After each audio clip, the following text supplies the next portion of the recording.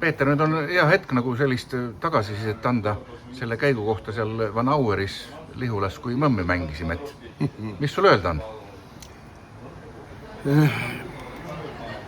No kõigepealt ma muidugi selles mõttes korrigeerin sind, et mina ei mänginud mõmmi, ma mängisin klaverit, ma laulsin, ma esitasin küsimusi.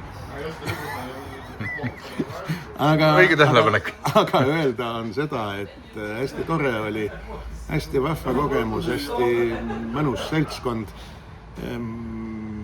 Selline mälumängu vorm mul iseenesest on hästi meeltmööda. Ma olen olnud nii mängijana kui ka paar korda elus enne küsijana siin seal kohal ja ma olen hästi tänulik selle võimaluse eest ja oli tore kohtumine.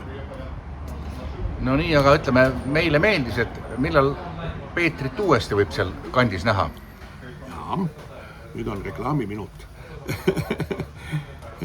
Lihulas on ju see Järvide festival juba 20 aastat, minu teada on neil sel aastal koguni 20. sünnipäev ja neil on muidugi klassikalise muusika kontserdid peaasjalikult ja kirikus ja siin-seal.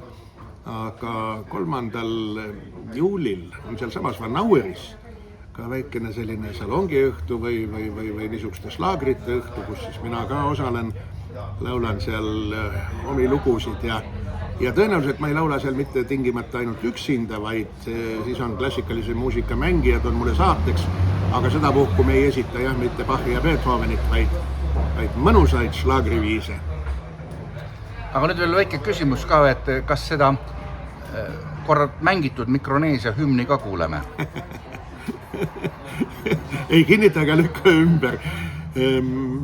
Sest et kui nüüd need, kes seal mälumängul kohal ei olnud Lihulas, ei tea, millest jutt käib, siis guugeldage, tänapäeval ei ole raske leida Mikroneesia hümni ja ma usun, kui te seda meloodiat kuulete, siis teil tuleb see kaunis tuttav ette, nii et idee poolest võiks see täiesti vabalt ka slaagriviiside õhtule sobida, aga ma ei ole kindel, et me seda seal esitame. Aga kui tellime, võib juhtuda? Kõik võib juhtuda. Aitäh, Peeter, sulle! Võtta jääks. Aitäh!